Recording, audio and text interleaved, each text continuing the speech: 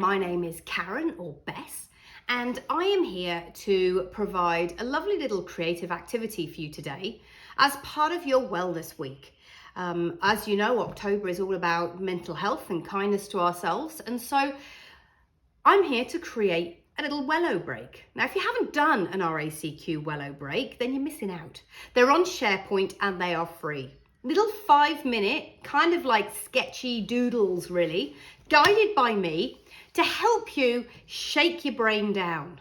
And what does that mean? Well, we spend most of our day using the left-hand side of our brain. That's our strategic thinking, problem solving, analytical side of our brain. And that's the same whether you are working with members, whether you are in HQ developing the strategy for the business, or actually outside trying to actually fix cars, going through the strategic sort of analysis of the engine. And so we exercise that side of our brain all the time between our 9 to 5 per se. And what we don't do is allow our right-hand side, our creative side, to get the same attention. And why is that important? Well, the creative side helps unlock a different perspective. It helps us to innovate and have creative ideas. And when we talk about creativity, yes, in my world, I'm talking about paint and drawing and things like that. But creativity in business is exactly that. It's about finding creative solutions. And quite often that can lead you to finding a new approach to communicate, a new way of seeing somebody else's opinion, or indeed coming up with an absolute stormer of a new idea. So yeah, I invite you to have a look on SharePoint in the Wellness Hub, and you'll find me there with 5-minute doodles. They're fun, they're guided by me, you need no skill.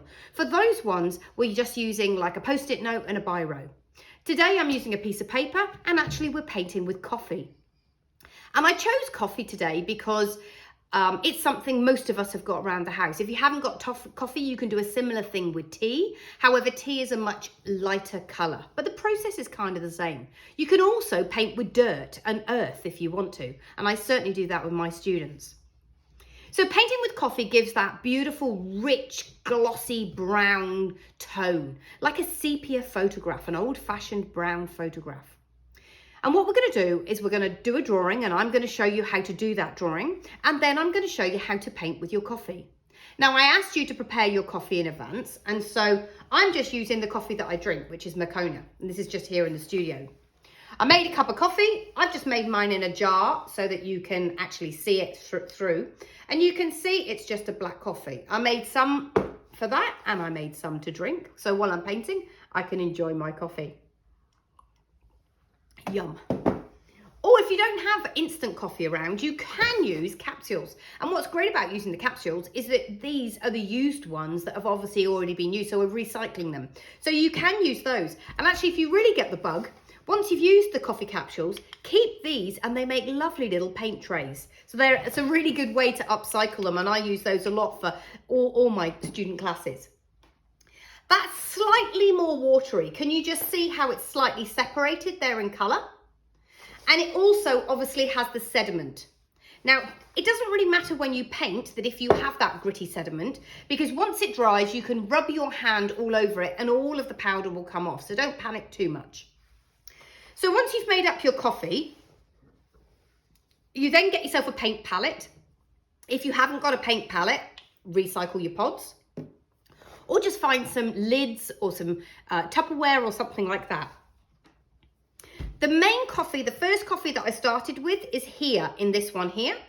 And then just using a little jug with some water, I then go round in each hole and dilute it just slightly. In here, you can see it's almost frothy. That's my last one, and it's hardly got any water at all, so it's really sticky, almost like that old wartime coffee called Camp. It's that real sort of sticky stuff, and that's going to give me my darkest colour. Other than that, I got a selection of brushes. Now, if you haven't got a selection of brushes, it doesn't matter. My world, I say paint with what you've got. And do you know what? If you haven't even got a brush, look what else you can use. Q-tips, cotton buds. You can paint with these just the same. They absorb the paint and you can paint with them. Cotton buds, another option. You don't get the detail, but you can certainly paint with them. So there are a lot of things around the house that you could use if you can't find a paintbrush.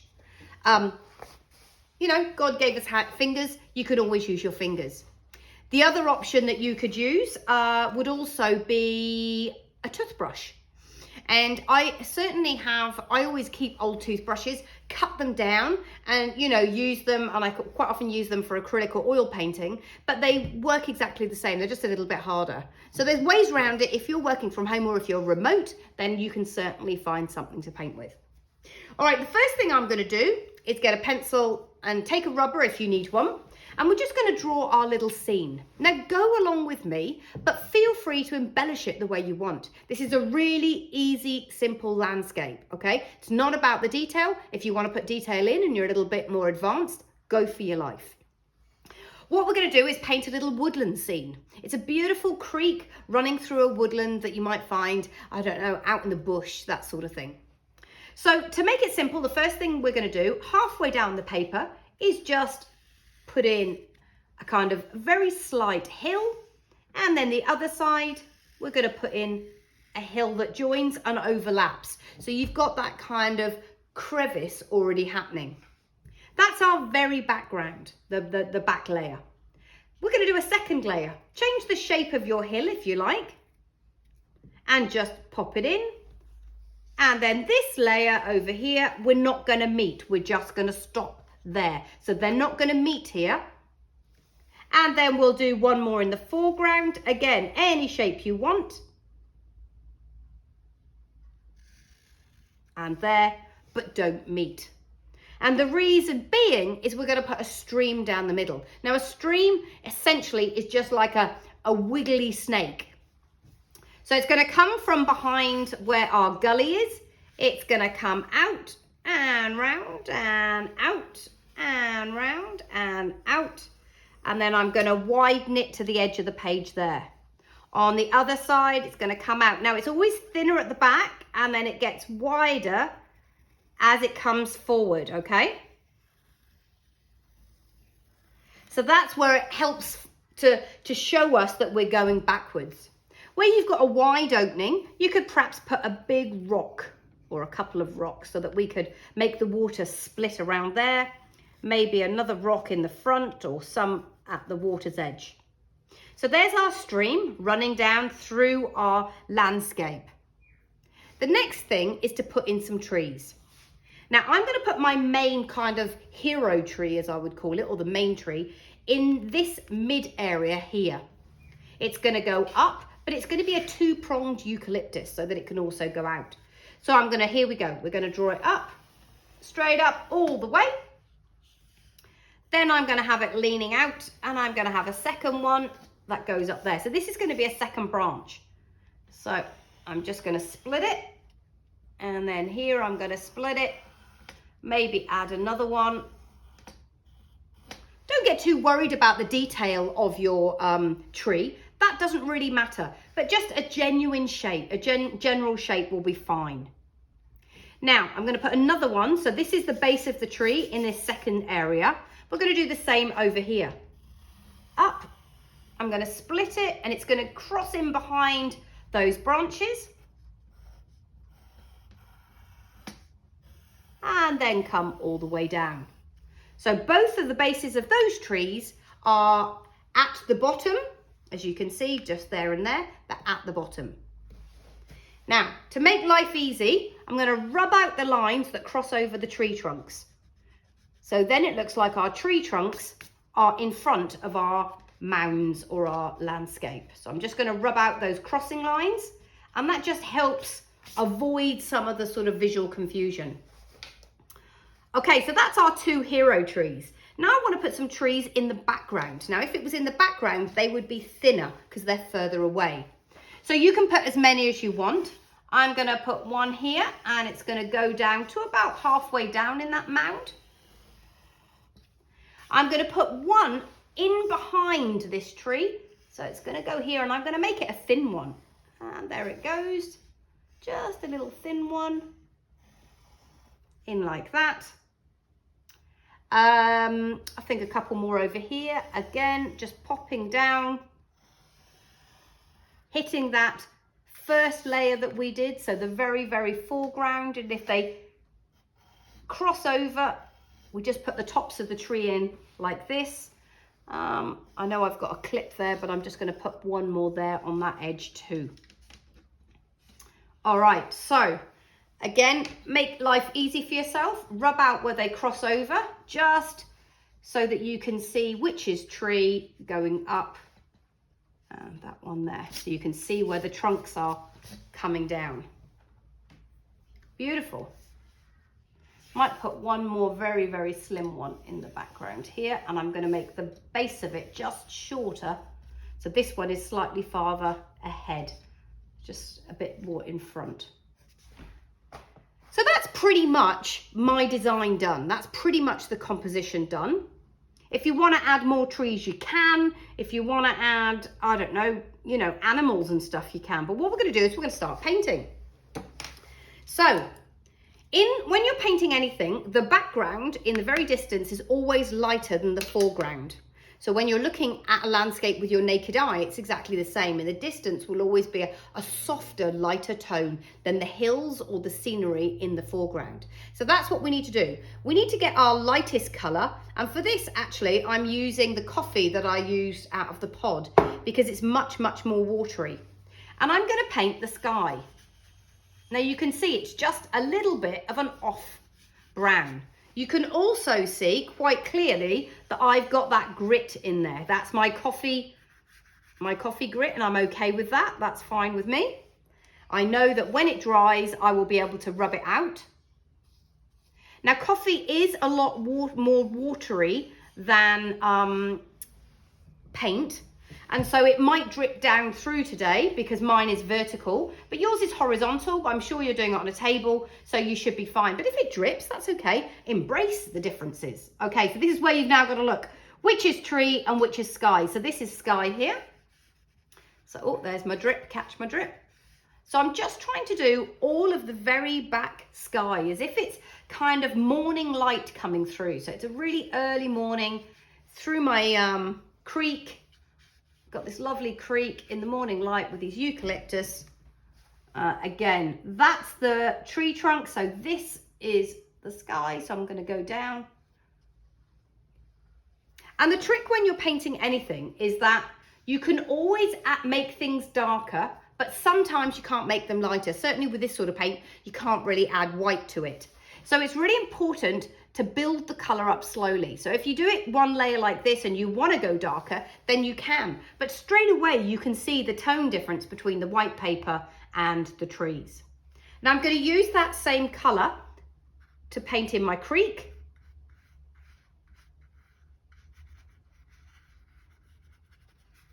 Like that.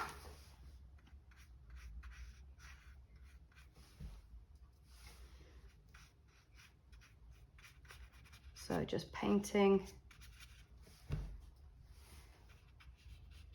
all the way down to the front.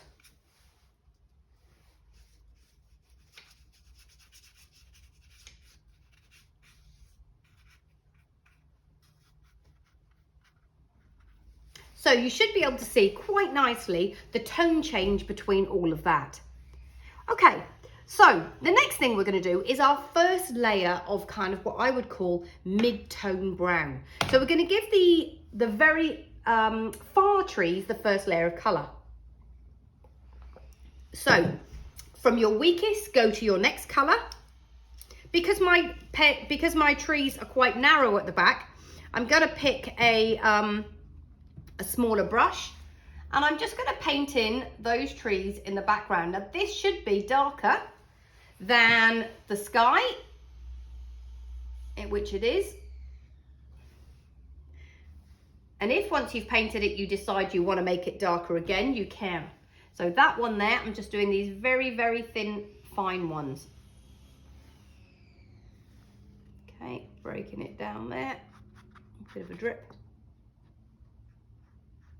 Oh, I've missed a bit of sky there. Let me just get that little piece.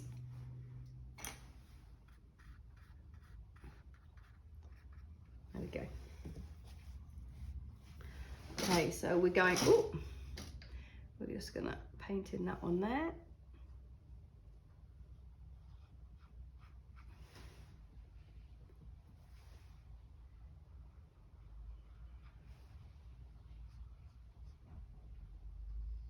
There's a few bits up there where I've missed the sky, so I need to, it's funny, isn't it? You only see it afterwards, you go, oh, I've just missed that bit. So let's just paint in between those little branches. There we go. So that's that one there, and then I've got this one, the clip's in the way, but I'll paint around the clip. You won't have a clip if you're doing it on a table, you should be fine. But I'll just paint around the outsides of that. There you go. So you can see that that tree is just a tiny bit darker, or those trees are just a tiny bit darker, but enough to just pop forward of the sky in the background. So the next tree we're going to do is this one here, and this one here is going to be the next brown. So something slightly darker. Hopefully this will be a little bit darker again. We're trying to aim to build up the layers. And this darkness, or this brown that we're using, let's call it my third brown, is what I'm going to paint. So I'm just filling this tree. Bit of a splash there. Let's just get rid of that one. We're going to fill in that tree there, and this should look, again, slightly darker than the thin ones that I just did. And can you see, if I just dab it and it drips down, you get that kind of run from the coffee, and that's a really nice effect to make it look a little bit like bark. So it kind of stays in its channel and just kind of runs down. It doesn't spread out. Okay, I'm going to swap to a slightly bigger brush, and we're going to paint in that layer of the hill or the landscape. So this was the first layer we did, that very back part of our landscape. And down here.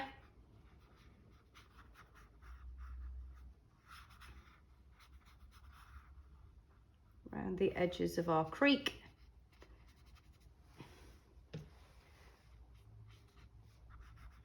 Starting to get that, and shall I tell you what's wonderful about this is the smell.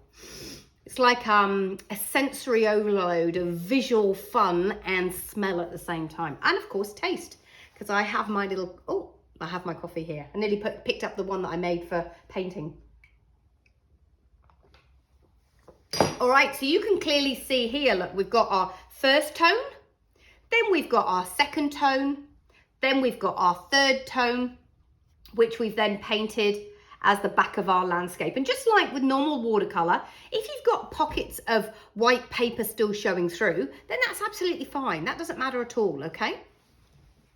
All right, so now we need to find our next brown.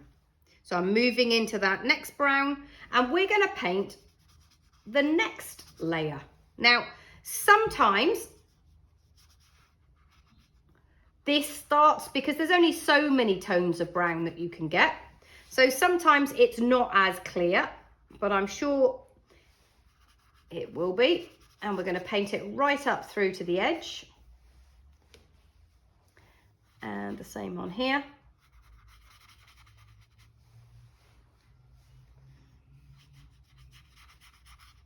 Just like that.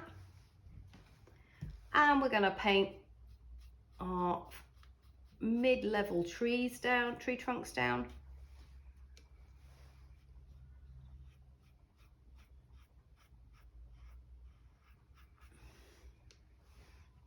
Like this. Beautiful. Into there. Now, it's a bit tricky up here, so I'm just going to move it down. Crosses at the back there to that tree.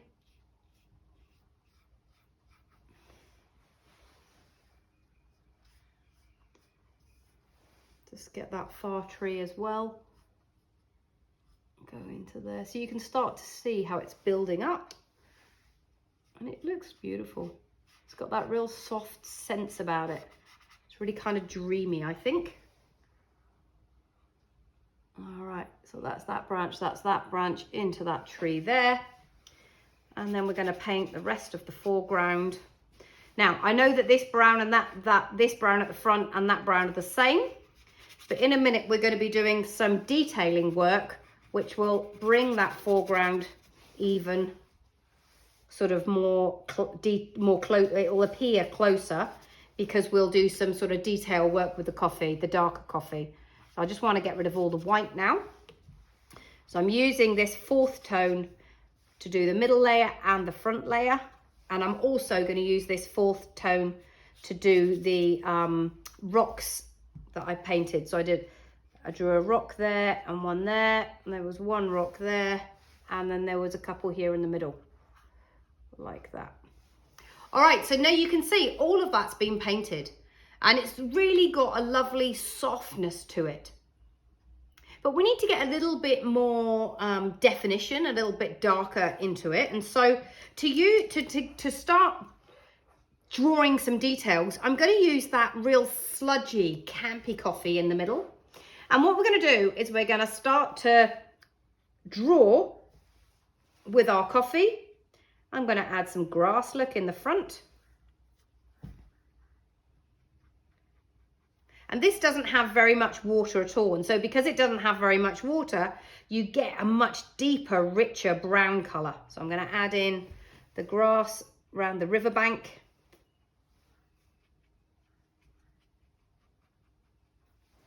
Up over the edges. You know, grass is just a case of putting your brush down and flicking it up. Up over the edges, flick away. You can't really go wrong. It's whatever you think. Now, if you end up with a little bit of a drip there, then just work with it. Maybe the river comes at the edge. Look, we're just going to add the grass there. Don't worry about it. Just kind of work with what you've got, okay? Doesn't matter if it drips. Doesn't matter if it splashes. That's the nature of the beast. Okay, we also want to show that this is the lighter area. And so if that was the lighter area on the trees, the inside right-hand side of all of these trees would be lighter, and the outside of the tree would be darker. So I'm using my sludgy brown to create a shadow on that side of the tree, a darker edge, let's say. So I'm painting down the left-hand side of this tree on the outside. You could also paint a little knot or an oval in the tree. Let's say there's a termite has been in there or something like that and created a little, well, there's a little broken bit which has made a little possum nest or something. You could pop that in there. So on the branches, it is exactly the same. So I'm doing the top side of these branches just to get some depth and some darkness, like that. And the same with this one. So each one of these trees,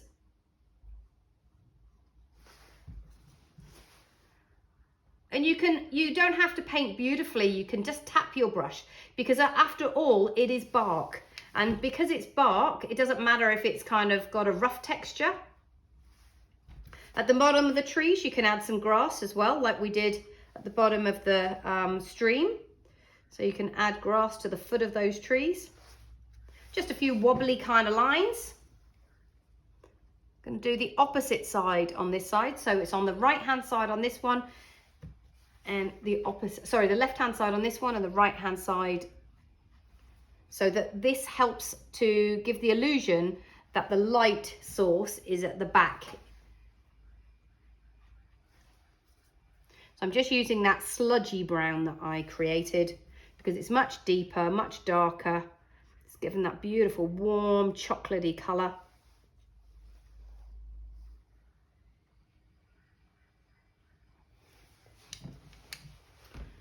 And just carefully go down the edge of this branch, this tree here as well. Put some leaves there. Same on this thin one at the outside here.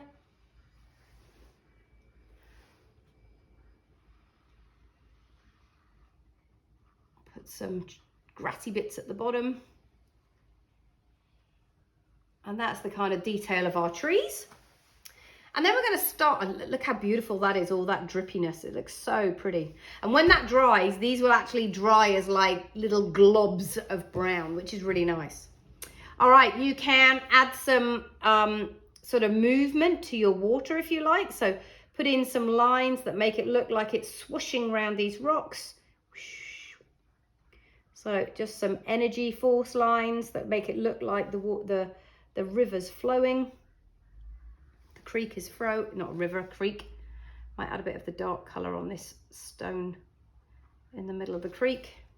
So I live in the Gap in Brisbane, and we've got a beautiful creek running through our suburb. Well, quite a few creeks actually. They all go up to Enoggera Dam.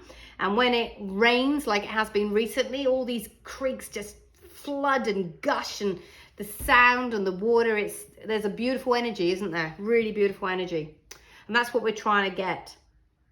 Okay, so if you don't like those drips, then once it's stopped running, you can just put your brush in them. Can you see how I've just kind of dispersed the coffee? So you can just put your brush in it and sort of get rid of that coffee colour, that lump.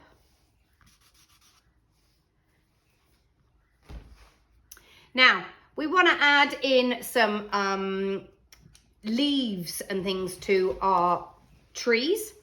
So I'm just using a bigger brush, and I'm just going to literally tap some leaves over the top of the eucalyptus. And I'm not worried about what sort of shape they are or what they really look like. I'm just going to tap over the top to give that sense of depth. And you can then do some in the lighter tone as well. So you do some in the dark tone and some in the light tone, and give that sense of canopy in the creek. You could use that mid-tone to do some bushes. Again, I'm just using my brush. I'm not worrying about it too much. So I'm just using my brush to sort of shape a kind of shady bush in between the trees. If you want to add another colour into your, that's a bit too dark, so I'm just going to get that one off. If you want to add another colour into your stream, you can. So I'm just going to use my big brush to brush it. Got a bit too much colour. So if you get too much colour, wash your brush off and then just use the water. So I've just tried to make it slightly darker, give an extra colour in there. Then it will come down through the front where it's lighter again. So you start to look at your picture and decide, you know, what else you want to put in there. Maybe you'd quite like to have a couple of birds flying in the background. There's my 3 birds. If you want to add some shadow, you can. So where the bottom of your trees are, you then just add the shadow running backwards along the grass. And that will give you that sense of where the light's coming from as well. So that if the light's coming from there, then the shadow plays out like that on both sides. Use the darker colour for that. So there's my darker colour. Just pull that shadow down. Once it's started to dry, you can see that if you want to add some more dark patches, just go back to your sludgy area and use your brush and just use your coffee to draw with. Just draw in the details that you would like. You know, if you want to add a little bird perched on the tree, which one should we do? Should we do it here? You could add a little bird, put a tail in, a little beak in. You know, you can do that. You can draw with it if you want. You can do whatever you want to. This is your picture. Enjoy it yourself. Another great thing at the very end, if I get my lid off, is that you can actually put your brush into the coffee itself and actually grind the coffee onto the painting. Now, once this dries, you'll be able to rub it off, but you can smush it and grind it and get that kind of dry grittiness, and it adds another really nice texture, because the coffee almost goes sticky, and so you can add this to the stickiness of the paper,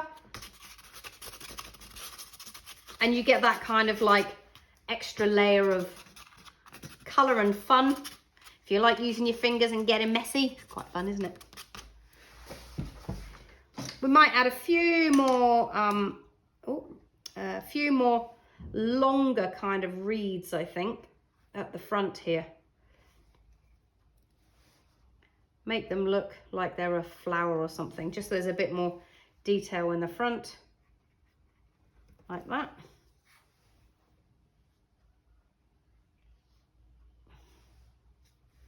And that's it. That is how you make a lovely painting with coffee. You just build up the layers, build up the colour. And then, you know, you can create all sorts of paintings. So let's say you're on holiday, you're camping, and you want a bit of you time, boil up the billy can, get your coffee out, and off you go. It's really fun. The kids can do it, you can do it. You could get out a colouring book and just paint it with coffee. So even if you can't draw, you get one of those mindfulness colouring books and paint them with coffee. Obviously, there's a limit to exactly how many layers of colour that you can do, you know, because you are limited to how many browns you can make. But it is fun and it is a little bit different. And like I say, it smells beautiful. I hope you've enjoyed today. It's been a wonderful delight sharing it with you. Once this is dry, you could also use your pencil and draw in some extra details over the top, get that lovely sort of silvery colour of the pencil, or get another pencil colour if you want to. Like I say, there is heaps of these extra paintings and bits and pieces on SharePoint. My name is Bess. Thank you very much for today. See you soon. Bye.